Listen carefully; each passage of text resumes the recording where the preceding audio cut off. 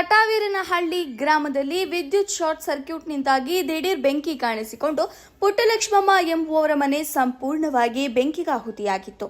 ಈ ವಿಷಯ ತಿಳಿಯುತ್ತಿದ್ದಂತೆಯೇ ಸ್ಥಳಕ್ಕೆ ಭೇಟಿ ನೀಡಿದ ಶಿರಾ ಗ್ರಾಮಾಂತರ ಯೂತ್ ಕಾಂಗ್ರೆಸ್ ಅಧ್ಯಕ್ಷರಾದ ಮಣಿಕಂಠರವರು ಸಂತ್ರಸ್ತೆ ಪುಟ್ಟಲಕ್ಷ್ಮಮ್ಮ ಅವರ ಪರಿಸ್ಥಿತಿಯನ್ನ ಕಂಡು ಸಾಂತ್ವನ ಹೇಳಿದರು.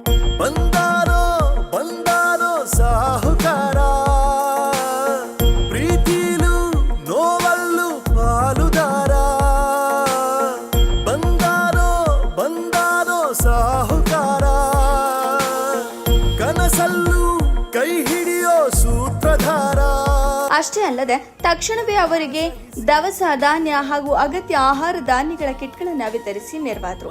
ಸಂಕಷ್ಟದ ಸಮಯದಲ್ಲಿ ತಕ್ಷಣ ಸ್ಪಂದಿಸಿ ನೆರವಿಗೆ ನಿಂತ ಯೂತ್ ಕಾಂಗ್ರೆಸ್ನ ಅಧ್ಯಕ್ಷರಾದ ಮಣಿಕಂಠ ಅವರ ಸಮಾಜಮುಖಿ ಕಾರ್ಯಕ್ಕೆ ಗ್ರಾಮಸ್ಥರು ಹೃತ್ಪೂರ್ವಕ ಧನ್ಯವಾದಗಳನ್ನು ಅರ್ಪಿಸಿದ್ದಾರೆ. ಅಲ್ಲದೆ ಇಂತಹ ಒಳ್ಳೆಯ ಕಾರ್ಯಗಳು ಇನ್ನೂ ಹೆಚ್ಚಾಗಿ ನಡೆಯಲಿ, ದೇವರು ಅವರಿಗೆ ಆಯುಷ್ಯ ಹಾಗೂ ಆರೋಗ್ಯ ಕರುಣಿಸಲಿ ಎಂದು ಹಾರೈಸಿದರು.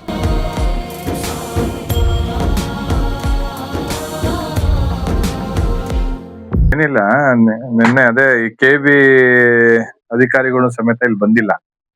ಇದು ಕೆಬಿ ಕಡೆಯಿಂದ ಆಗಿದೆಯಲ್ಲ, ಶಾರ್ಟ್ ಸರ್ಕ್ಯೂಟ್ ಆಗಿದೆಯಾ ಅನ್ನೋದೊಂದು ಗೊತ್ತಿಲ್ಲ.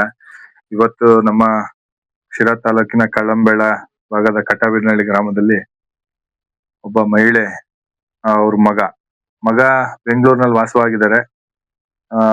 ಈ ತಾಯಿ ಇಲ್ಲಿ ವಾಸ ಮಾಡ್ಕೊಂಡು ಜೀವನ ನಡೆಸ್ತಾ ಇದ್ದಾರೆ. ನಿನ್ನೆ ಒಂದು ದುಃಖಕರ ಸಂಗತಿ, ಒಬ್ಬ ತೀರಾ ಕಡುಬಡವರು ಈ ಊರಿನಲ್ಲಿ ಮನೆ ಶಾರ್ಟ್ ಸರ್ಕ್ಯೂಟ್ ಆಗಿ ಇವತ್ತು ಎಲ್ಲ ಇಲ್ಲಿರೋಂಥ ದಿನಸಿನ ಸಾಮಾನುಗಳು, ಫೈಲ್ಸ್, ರೆಕಾರ್ಡ್ಸ್ ಎಲ್ಲ ನೀವು ನೋಡ್ಬೋದು. ಈ ಬಟ್ಟೆಗಳೆಲ್ಲ ಬಹಳ ಸುಟ್ಟೋಗಿದಾವೆ. ಈ ರೀತಿ ಮುಂದಿನ ದಿನಗಳಲ್ಲಿ ಅವಘಡ ಆಗದಂತೆ ಕೆವಿ ಮತ್ತೆ ಇಲ್ಲಿನ ಎಲ್ಲರೂ ನೋಡ್ಕೋಬೇಕಿತ್ತು. ಏನೋ ದುರಂತ. ಎಮ್ಮನ್ ನೋಡ್ತಾ ಇದ್ರೆ ಪಾಪ ನೋವಾಗುತ್ತೆ, ನಮ್ ತಾಯಿ ತರ. ಇವ್ರಕ್ಕೆ ಎಲ್ಲ ಏನಾದ್ರು ಕಷ್ಟಕ್ಕೆ ಏನಾದ್ರು ಇದ್ರೆ ಎಲ್ಲರೂ ಅಕ್ಕಪಕ್ಕದ ಗ್ರಾಮಸ್ಥರು ಇವ್ರ ಜೊತೆ ನಿಂತ್ಕೋಬೇಕು.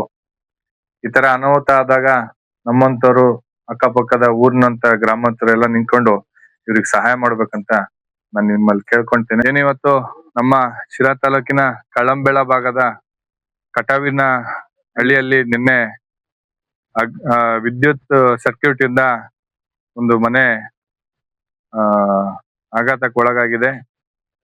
ಹಾಗೇನೆ ಈ ತಾಯಿ ಪಾಪ ತೀರಾ ಕಡುಬಡವರು. ಈ ಮನೆಯಲ್ಲಿರೋಂಥ ಡಾಕ್ಯುಮೆಂಟ್ಸ್ ಆಗಿರ್ಬೋದು, ದಿನಸಿ ದವಸ ಧಾನ್ಯಗಳು ಎಲ್ಲಾನು ಸುಟ್ಟೋಗಿದಾವೆ. ಅವ್ರು ಉಳ್ಕೊಳೋದಕ್ಕೂ ಸಮೇತ ತುಂಬಾ ಕಷ್ಟಕರವಾಗಿದೆ.